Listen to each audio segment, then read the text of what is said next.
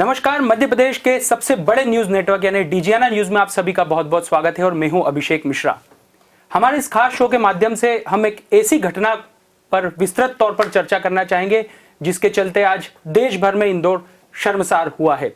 दरअसल कल एक ऐसी तस्वीरें हम लोगों के सामने आई जिसे हम कभी नहीं देखना चाहेंगे। ये तस्वीरें थी इंदौर नगर पालिका निगम के उन कर्मचारियों की जो एक वाहन में बुजुर्ग और निर्धन लोगों को जानवरों की तरह गाड़ियों में ठूस कर कचरा मान रहे थे और कचरा समझ के ही शहर से बाहर भेजने का प्रयास कर रहे थे। स्थानीय ग्रामीणों ने जब इस बात का विरोध किया तो कहीं ना कहीं नगर पालिका निगम बैकफुट पर तो आया, लेकिन जो तस्वीरें हम सभी के सामने आई वो निश्चित तौर पर विचलित कर देने वाली थी। और यही वजह है कि न सिर्फ इंदौर बल्कि पूरा देश आज दुखी है कि आखिर जिस इंदौर शहर की पहचान यहाँ की सांस्कृतिक विरासत के कारण होती है, जिस शहर की पहचान लोक माता देवी अहिल्या के कारण होती है, वहां इन निराश्रित बुजुर्गों के साथ इतनी अमानवीयता क्यों? इस संवेदनशील और गंभीर मुद्दे पर हमारे साथ चर्चा के लिए इस वक्त मौजूद हैं पूर्व सभापति अजय सिंह नरूका जी।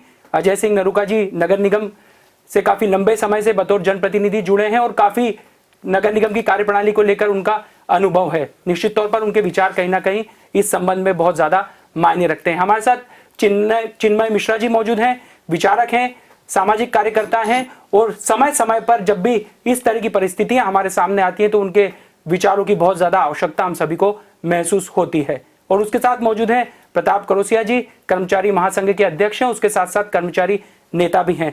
उनका भी एक पक्ष जानने का प्रयास करेंगे कि आखिर कर्मचारियों पर क्या काम का दबाव है या फिर आखिर ऐसी कौन सी परिस्थितियां हैं जिसके चलते नगर निगम के कर्मचारी कई बार इस तरह की घटनाओं को अंजाम देते हैं जिससे कहीं ना कहीं पूरे शहर को दुखी होना पड़ता है। फिलहाल कार्यक्रम की शुरुआत में हम पहला सवाल अजय सिंह नरूका जी से करते हैं। सर, नगर निगम से आप लंबे समय से जुड़े रहे हैं, इस तरह की घटनाओं के पीछे आप किसे जिम्मेदार मानते हैं और क्या वास्तव में अब इंदौर नगर पालिका निगम जनप्रतिनिधि विहीन हो चुका है जिसके चलते अब अफसरशाही भी बेलगाम है?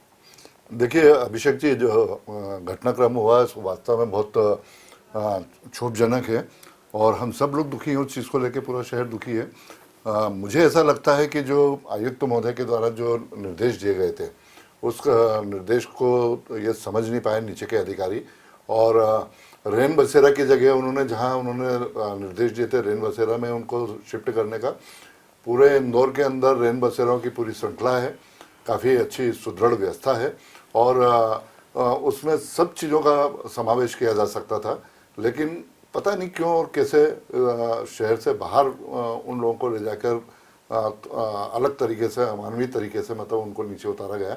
तो निश्चित रूप से हम सब दुखी हैं उस बात को लेकर और थोड़ा सा जांच का विषय भी है और जो अधिकारी कर्मचारी इससे संबंधित थे उन लोगों को दंडित भी किया जा चुका है और माननीय मुख्यमंत्री शिवराज सिंह जी चौहान ने अपनी संवेदनाएं भी व्यक्त करी है इस चीज़ को लेकर और उन्होंने कठोर निर्णय दिए हैं कि इस प्रकार से निराश्रित लोगों को किसी भी प्रकार से अपमानित नहीं किया जा सकता है। चिन्मय मिश्रा जी हमारे साथ मौजूद है। सर, आपसे मेरा ये सवाल था कि क्या वाकई में अब स्वच्छता का जो एक जज्बा अब तक हम देखते थे वो अब कहीं ना कहीं मर्यादाओं की सीमाओं को लांघ रहा है या फिर अब जो वरिष्ठ अधिकारी हैं उन्होंने एक बात तय कर रखी कि किसी भी सूरत में किसी भी तरीके से सिर्फ एक ही लक्ष्य कि नंबर 1 आना है और उसके लिए भले ही बुजुर्गों को कचरा मानकर बाहर ही क्यों न कर दिया जाए? क्या कहेंगे सर? देखिए, ये इतना छोटा प्रश्न नहीं है और कल जो हुआ है उससे मुझे कोई बहुत आश्चर्य नहीं हुआ है ना। जो पूरी व्यवस्था है उसको, वो राजनीतिक हो वो प्रशासनिक हो, वो बहुत ठंडे तरीके से, बहुत कूलली जिसको हम कहते हैं, और एक किस्म से निष्ठुरता की तरफ बढ़ती जा रही है। और कल की घटना जो है उसको हम बहुत छोटे में ले रहे हैं कि ये 4 लोगों के साथ हुआ या 5 के साथ हुआ या 12 के साथ हुआ। दरअसल ये जो हमारी नई पूरी शासन तंत्र है इसका एक हिस्सा है जिसमें कि संवेदनाओं के लिए कोई गुंजाइश नहीं है। सवाल ये उठता है कि 30 लाख के शहर में 700 की क्षमता वाले जो रैन बसेरे हैं वो खाली कैसे थे पहले, है ना? वो कोई शो पीस जैसे कैसे काम आ रहे हैं? दूसरा जो मुद्दा है कि इसको अगर आप सिर्फ कल की घटना से जोड़ेंगे तो ऐसा नहीं है। हम पिछले 35-40 साल से सामाजिक क्षेत्र में काम कर रहे हैं। हम देखते हैं कि भरी बरसात में विस्थापन के समय लोगों को उनके घरों से उजाड़ दिया जाता है। इंदौर में जिस सौंदर्यीकरण की बात चल रही है उसमें किस तरीके से लोगों के घर तोड़े गए। तो धीमे धीमे प्रशासन और शासन दोनों, उसमें कोई एक राजनीतिक दल की बात नहीं है, मुद्दा यह है कि संवेदनाएं लगातार खत्म हो रही हैं। हम एक टारगेट की तरफ बढ़ते हैं। प्रतिस्पर्धा इसलिए बड़ी खतरनाक चीज है ना। ओलंपिक को हमने देखा कि वहां प्रतिस्पर्धा बहुत थी, अंततः वहां पर एक किस्म का डोप टेस्ट लगा कि आप नशे में नहीं होंगे। ये जो प्रतिस्पर्धा का नशा है, ये नशा बड़ा खतरनाक है। इसमें आप हमेशा नंबर 1 आने की कोशिश करते हैं और उस नंबर 1 आने में आप ये नहीं देखते कि उसकी चपेट में कौन आ रहा है, कौन नहीं आ रहा। कल की जो घटना है उससे पहले की घटना यह है कि पिछले सालों साल से अगर इस शहर में लोग सड़क के किनारे इस तरीके से कैसे पड़े हुए हैं।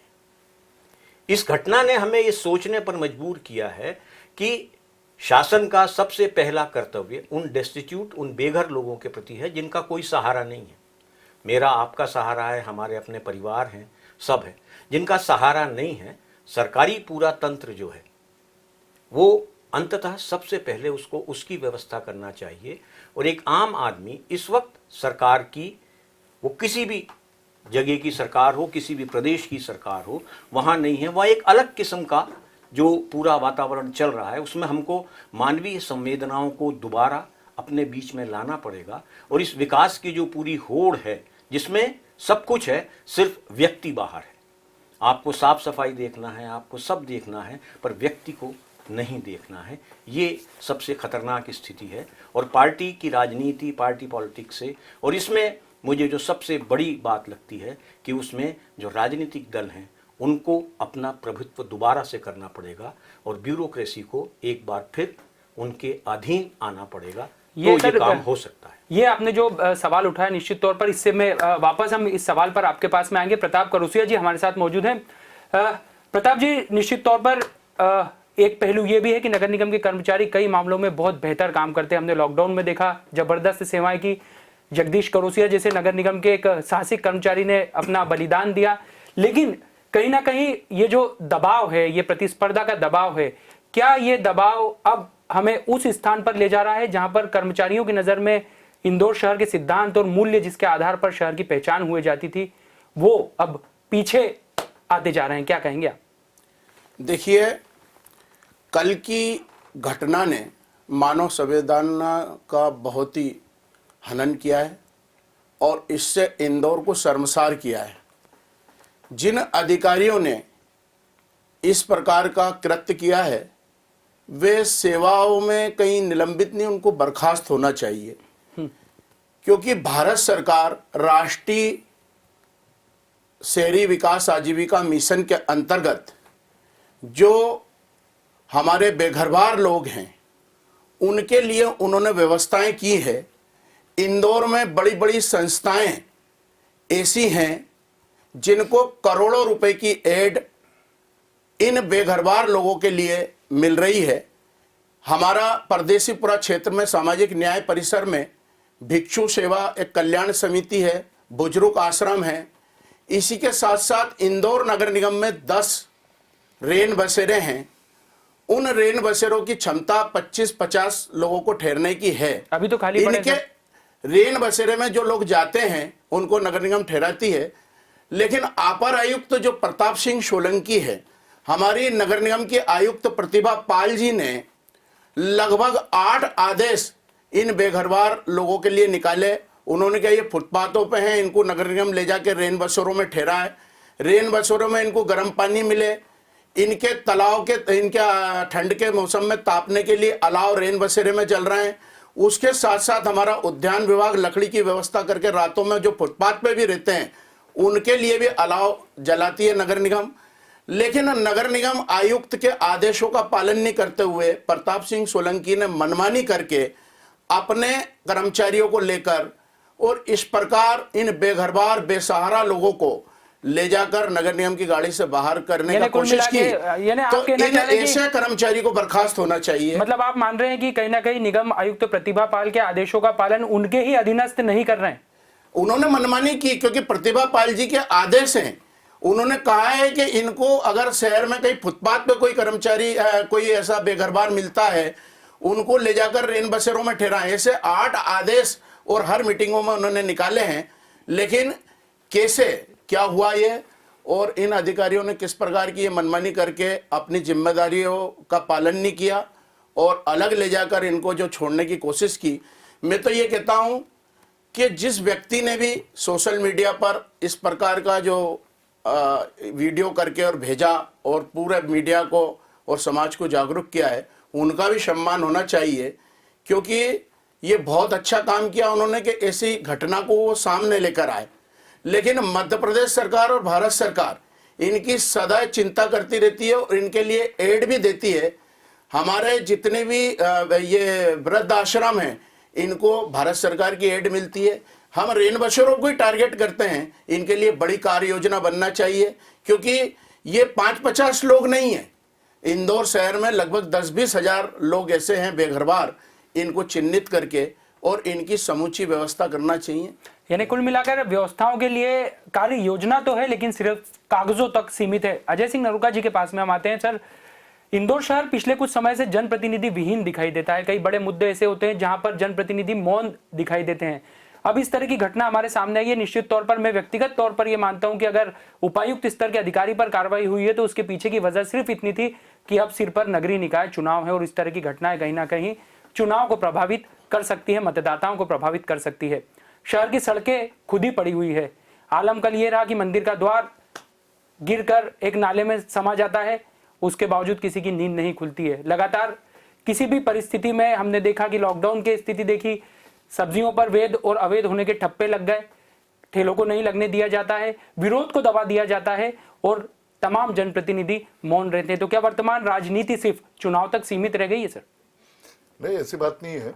देखिए, राजनीति का जो हिस्सा है वो अभी तो जहाँ तक नगर पालिक निगम का संदर्भ है, तो यहाँ जरूर प्रशासक बैठे हुए हैं। हमारा कार्यकाल समाप्त हो चुका है, अगले कार्यकाल की प्रतीक्षा की जा रही है। चुनाव होने के बाद में ही वो कार्यकाल प्रारंभ होगा।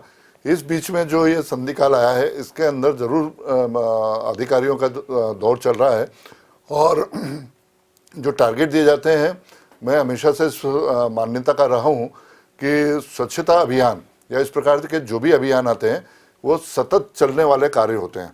वो ऐसा नहीं है कि जब स्वच्छता सर्वेक्षण आए तब हम उसको और ज़्यादा उसको प्राथमिकता दें और उसमें फिर इस प्रकार के उलझुल दबाव के अंदर निर्णय निकल के आ जाते हैं, जो निश्चित रूप से नगरपालिक निगम की छवि को, इंदौर की छवि को सबको ठेस पहुंचाती है, आघात पहुंचाती है। ज़रूरत इस बात की है कि हम लगातार पूरे वर्ष पर्यंत जो सर्वेक्षण दिए गए हैं, जो स्वच्छता के जो मापदंड दिए गए हैं, उसका हम पालन करें लगातार। और इसके अंदर गुड गवर्नेंस की अभी काफ़ी ज़रूरत है। उसमें बहुत सारी चीज़ों का सुधार हुआ है, अभी बहुत सारी चीज़ों का और सुधार इसमें बाकी है। जहाँ तक जो उच्च अधिकारी हैं, जैसे मैं आयुक्त महोदय का जो बात करूँगा कि वो प्रशंसा योग्य है कि गर्भावस्था कि आखिरी क्षण तक उन्होंने अपने कर्तव्य का पालन किया है और उसके पश्चात वो शीघ्र ही बहुत जल्दी पुत्र रत्न की प्राप्ति के पश्चात बहुत जल्दी वापस से फील्ड में आ गई हैं। तो ऐसे कर्तव्यनिष्ठ अधिकारी भी हमारे बीच में मौजूद हैं, लेकिन उनका पालन हर व्यक्ति को करना पड़ेगा। दबाव में जो निर्णय लिए जाते हैं उसमें इस प्रकार के घटनाक्रम के होने की संभावना बनती है। तो कहीं ना कहीं कुछ अधिकारी ऐसे हैं जो अपनी कर्तव्य परायणता के चलते उदाहरण पेश करते हैं, तो दूसरी तरफ कुछ ऐसी घटनाएं हमारे सामने आ जाती है तो इस तरह के बलिदान पूर्वक जो भावना होती है उसको पूरी तरह से ढक देती है और पूरे शहर को दुखी और शर्मसार कर देती है। चिन्मय सर, आपने राजनेताओं से जुड़ा मुद्दा उठाया, मैं उस पर जरूर चर्चा करना चाहूंगा, क्योंकि पिछले लंबे समय से हम लोग भी इस बात को बहुत बेहतर तरीके से महसूस कर रहे हैं कि कहीं ना कहीं जनप्रतिनिधियों को जिस तरीके से शहर से जुड़ी समस्याओं को लेकर आगे आना चाहिए वो नहीं आ पा रहे हैं और उसी का एक असर है कि अधिकारी बेलगाम हैं और हालात बद से बदतर होते जा रहे हैं। दरअसल दो बातों पर बहुत गंभीरता से हमको विचार करना होगा कि पूरी व्यवस्था का व्यक्ति केंद्रित हो जाना, है ना, कि एक अफसर अच्छा आया इसलिए काम अच्छा है, एक अफसर खराब आया तो काम खराब हो गया। ये जो व्यवस्था सामूहिक की जगह व्यक्ति केंद्रित होती जा रही है, ये जो है ये सबसे बड़ी समस्या की जड़ है। और ये जड़ इसलिए है क्योंकि राजनीति और जो हमारी चुनी हुई जनप्रतिनिधि हैं उन जनप्रतिनिधियों का महत्व लगातार कम किया जा रहा है। और इसमें हमको बहुत गंभीरता से सोचना होगा, अपने जनप्रतिनिधियों के साथ हमको एक लंबी चर्चा करनी होगी कि और उनके पीछे का जो पूरा दायरा है, जैसे स्मार्ट सिटी को ही आप लेंगे, स्मार्ट सिटी में जनप्रतिनिधियों के अधिकार खत्म हो गए, उसको स्वीकार कर लिया गया। उन इलाकों में अब जनप्रतिनिधि का एक सीईओ हो जाएगा और वो सारे इलाके, उसका गवर्नेंस, उसका सब कुछ जो है वो चला गया, जनप्रतिनिधियों के हाथ से चीजें छिन गई। संविधान का 73वां 74वां जो संशोधन है वो कहता है कि सारी चीजें, शहर का सारा काम नगर पालिक निगम के हाथ में होना चाहिए। सारी चीजें जो भी चुने हुए लोग हैं उनके हाथ होना चाहिए। इंदौर विकास प्राधिकरण जैसी चीजों की गुंजाइश अब नहीं है। तो एक बड़े व्यापक स्तर पर जब हम एक राजनीतिक तरीके से शहरों को गवर्न करने की कोशिश करेंगे बजाय प्रशासनिक, तो मुझे लगता है उसमें मैं कोई एक्स या वाई पार्टी की बात नहीं कर रहा हूं।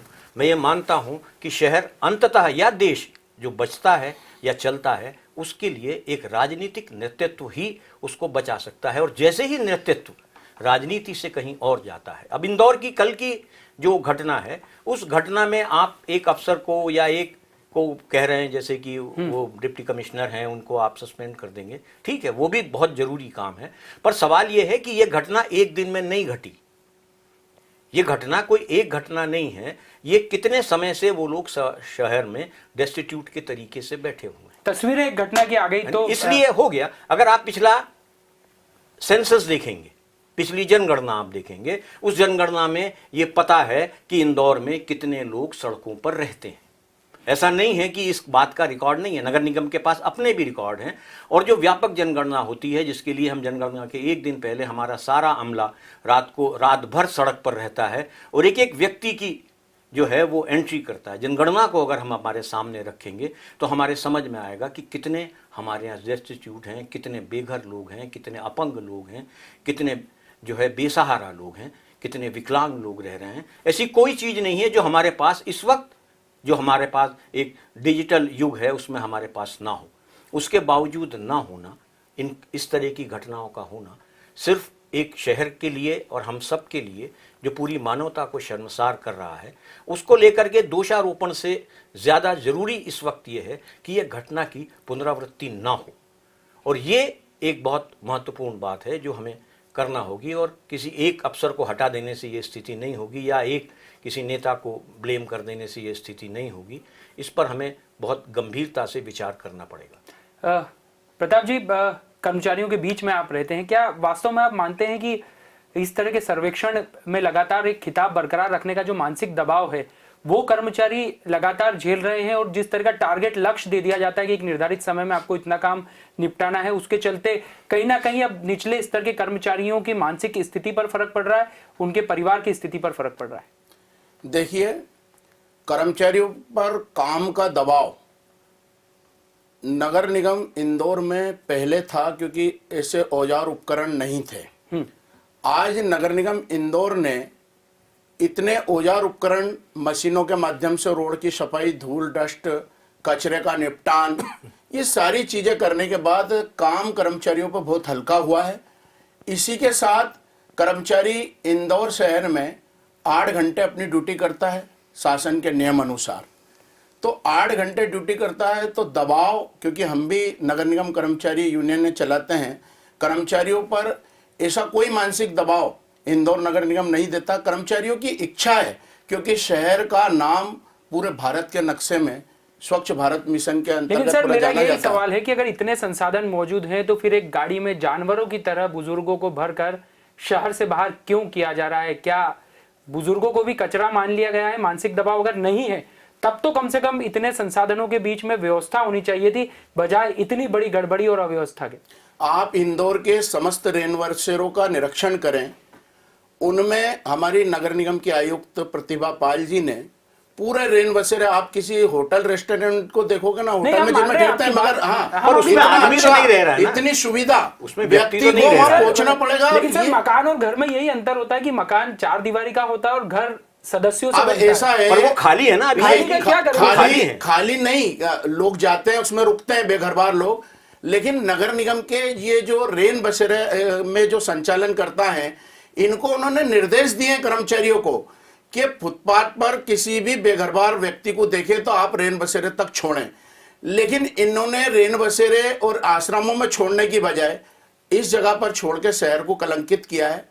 ये कर्मचारियों की कोई नगर निगम आयुक्त के निर्देश नहीं है, इन्होंने इनकी सूझबूझ क्या रही मानवीय संवेदना के प्रति, इन कर्मचारियों ने जो गलती की है उसके कारण नगर निगम कलंकित हुआ है इसमें। अजय सर, क्या आप मानते हैं कि वाकई में जिस तरह का एक प्रोजेक्ट तैयार किया गया था उसका सही इस्तेमाल नहीं हो रहा? अगर रेन बसेरा है, खाली है, तो फिर क्या वजह है कि कड़कड़ाती ठंड में इन बुजुर्गों को इतनी निर्दयता के साथ सड़क पर बेसहारा छोड़ने के प्रयास किए जा रहे हैं? देखिए अभिषेक जी, अपन एक बात को तो बिल्कुल समझ लें अच्छी तरह से कि जो ये घटनाक्रम हुआ उसमें सब लोग दुखी हैं, इसमें कोई संदेह नहीं है। लेकिन अपने को ये भी देखना पड़ेगा कि ये लोग कौन थे। ये जहाँ तक निराश्रित और जो वैसे लोग हैं निशक्त जन, उन लोगों के लिए पूरी व्यवस्था है। इंदौर के अंदर लगभग 48,000 घर हाउसिंग फॉर ऑल स्कीम के तहत माननीय मोदी जी ने जो योजना लेकर आए हैं उसके अंतर्गत बन चुके हैं, तैयार हैं। लोग जो हैं उनको वहाँ पे विस्थापित किया जा रहा है, बार बार उनके लिए कैंप भी लगाए जाते हैं, उनसे आवेदन भी मांगे जाते हैं कि आप आइए और यहाँ पे रहिए।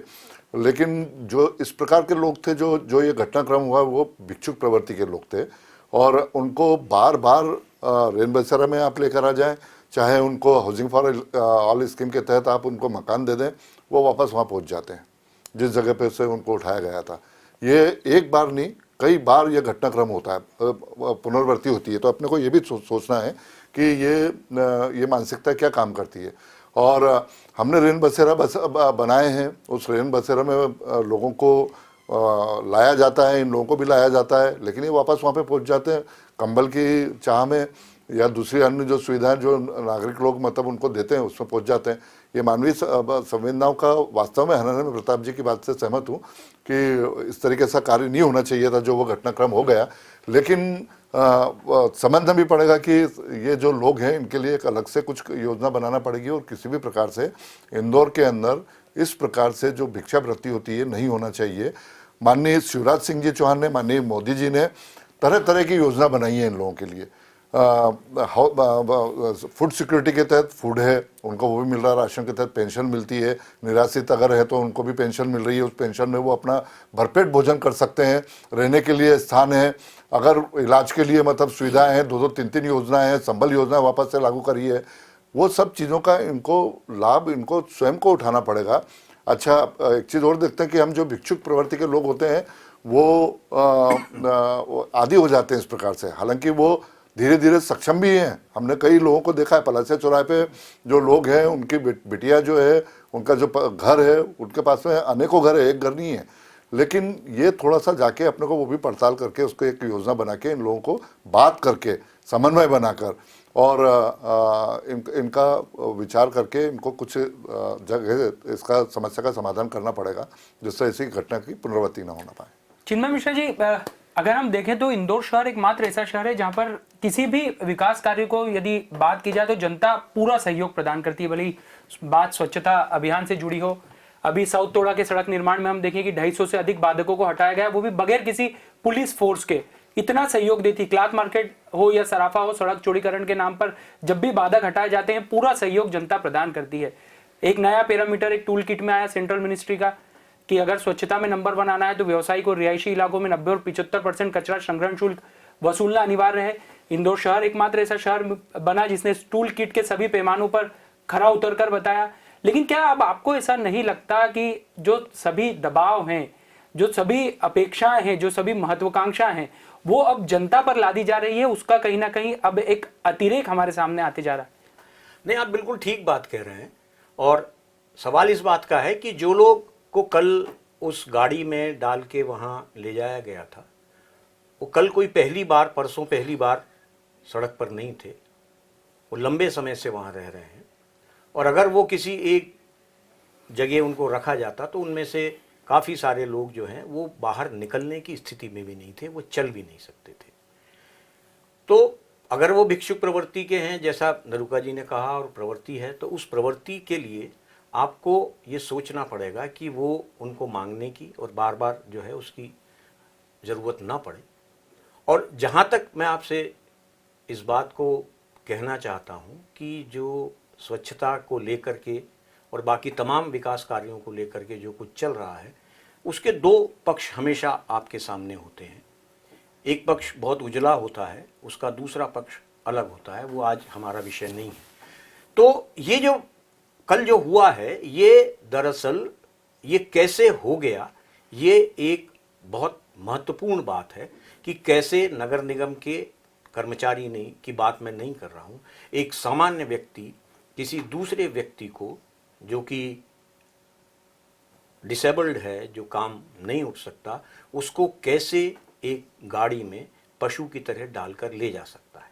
और ये बात सिर्फ नगर निगम के कर्मचारी, और इसलिए किसी छोटे कर्मचारी पर डाल करके बात को ख़त्म कर देना, वो अपनी मर्जी से ऐसा नहीं कर सकता था।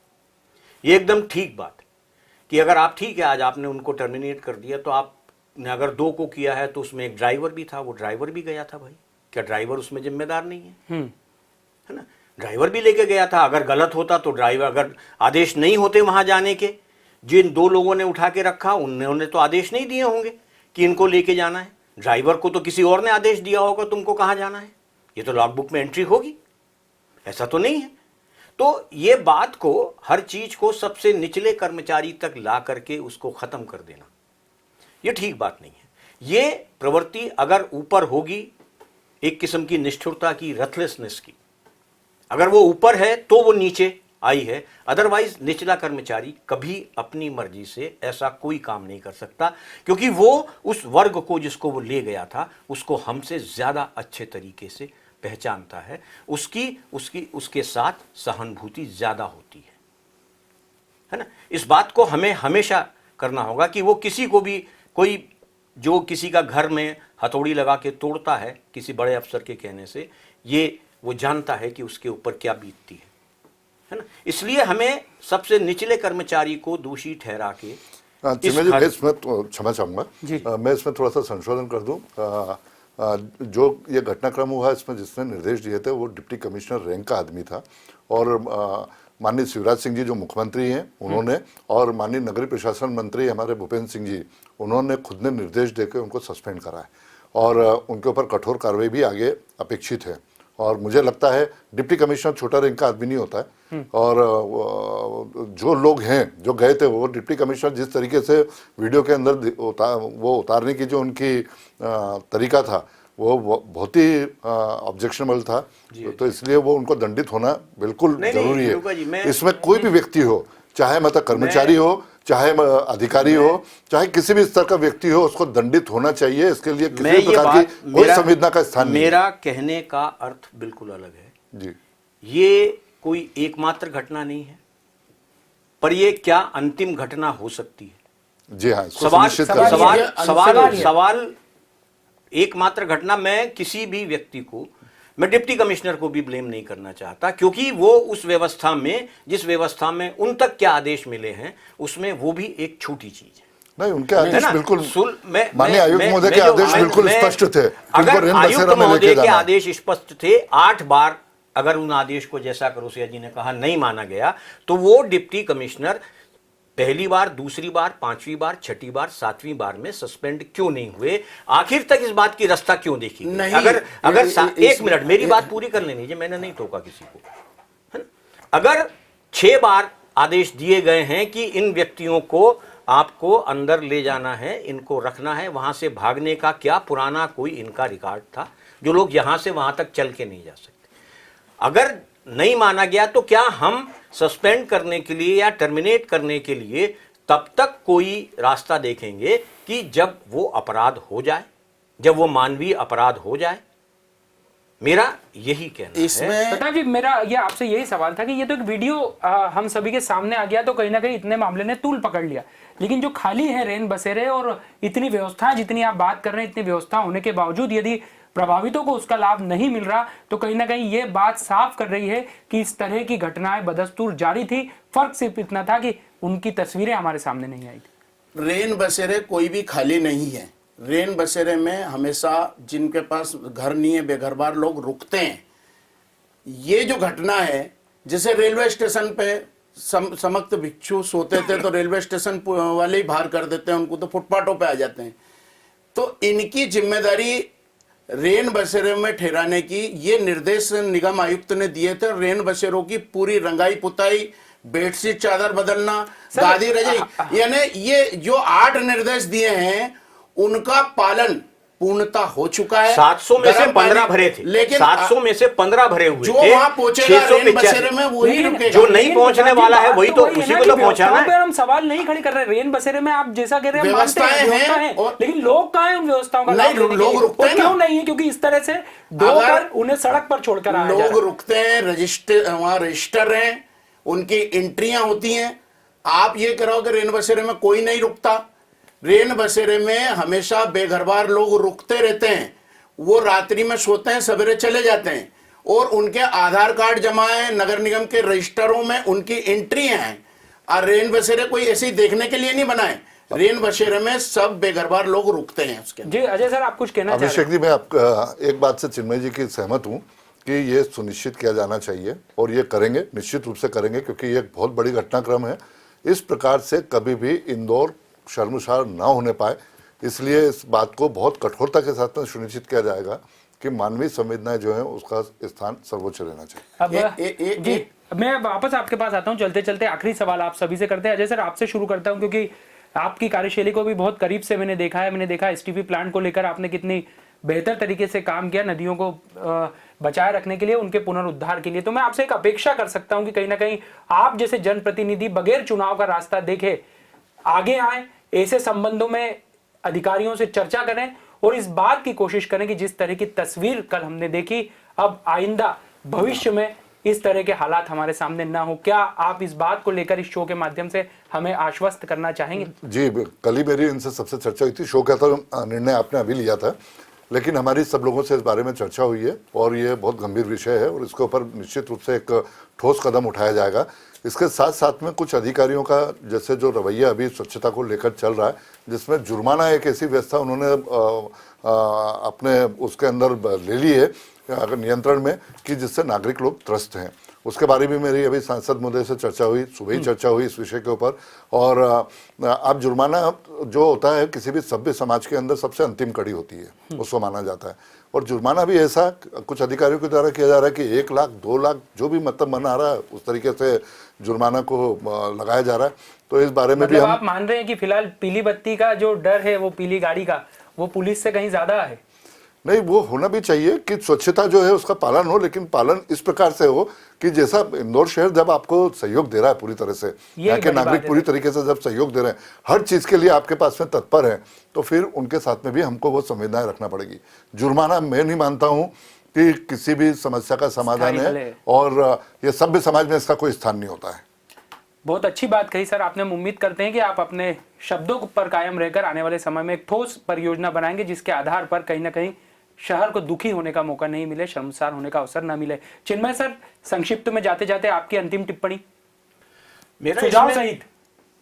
सुझाव यही है कि जो कुछ चल रहा है उस पर एक बार सारे लोग बैठ करके पुनर्विचार करें, और जो हर हफ्ते हर शनिवार इतवार को एक समिति जो है जनप्रतिनिधियों की, जिसमें सभी दल के लोग हों, वो रात में एक बार पूरा शहर घूमें, कहाँ कौन रह रहा है उनको देखें, और इस बात को लंबे समय तक, साल 6 महीने तक देखें। क्योंकि अभी हम एक समस्या पर बात करें, अगर एक व्यापक जगह जाएंगे तो उसका कोई नतीजा निकलेगा नहीं। आज हम एक समस्या के लिए खड़े हुए हैं, उनको हम कैसे समझा सकते हैं। बहुत सारे लोग हैं, हम ये देखते हैं कि किस तरीके से इस शहर ने और पूरे हिंदुस्तान में कुष्ठ रोगियों के लिए आश्रम बने। कुष्ठ रोगी आज हमको न्यूनतम दिखते हैं सड़कों पर, उनके आश्रम में वो लोग रह रहे हैं, जहाँ पर वो रह रहे हैं सब लोग वहाँ उनकी मदद करने पहुँच रहे हैं, उनके लिए कपड़े, उनकी दवाइयाँ, उनकी सारी। ऐसा ही कुछ हम लोग नए तरीके से इस घटना को एक सीख बना के, बजाय दोषारोपण करने के, इसको हम सीख बना करके अगले 1 साल तक अगर हम लोग ये देख सकते हैं कि हम हर महीने, हर 15 दिन या हर हफ्ते दौरा करें, और दौरा करके जहाँ जो हो उनको ले जा करके हम देख सकें। जिस तरीके से हमारे पास बहुत सारी ऐसी जगह हैं जहाँ नगर निगम के पास भी जगह हैं, सामान्य जगह भी हैं, हमने देखा है कि उज्जैन में कुछ आश्रम हैं जो इस तरीके से लोगों को ले जाते हैं। हमने मदर टेरेसा जैसे लोगों को देखा है जो शहर से, सड़क से सिर्फ उन लोगों को उठा के ले जाती थी कि एक गरिमामय मृत्यु मिल सके। हम चाहते हैं कि एक हमारे सरीके एक महान राष्ट्र में कोई भी सड़क के किनारे इस तरह घिसटता हुआ हमें ना दिखे। हमारी जवाबदारी सबसे पहले उस अंतिम व्यक्ति के प्रति है जो अपनी मदद खुद नहीं कर सकता।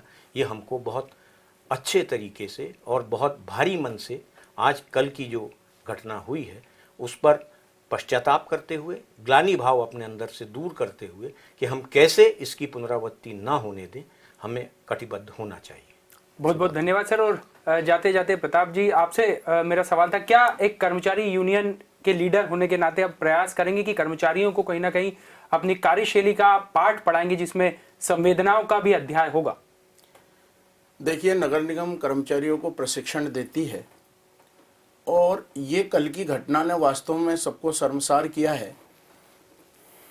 इस घटना में जैसे अभी बताया कि इनके लिए कोई समुचित व्यवस्था करना, तो हमने बोला था कि इनका सर्वे होना चाहिए कि कैसे लोग जो भिक्षुक हैं इनको कहीं, और भारत सरकार से 3 ऐसी संस्थाएं हैं। मैंने फिर बोला कि नगर निगम ही एक रेन बसेरा नहीं है, ये करोड़ों रुपए की इनके नाम से एड ले रहे हैं कि कहीं भी रोड पर कोई भिक्षु दिखेगा तो हम ले जाएंगे, हमारी जिम्मेदारी।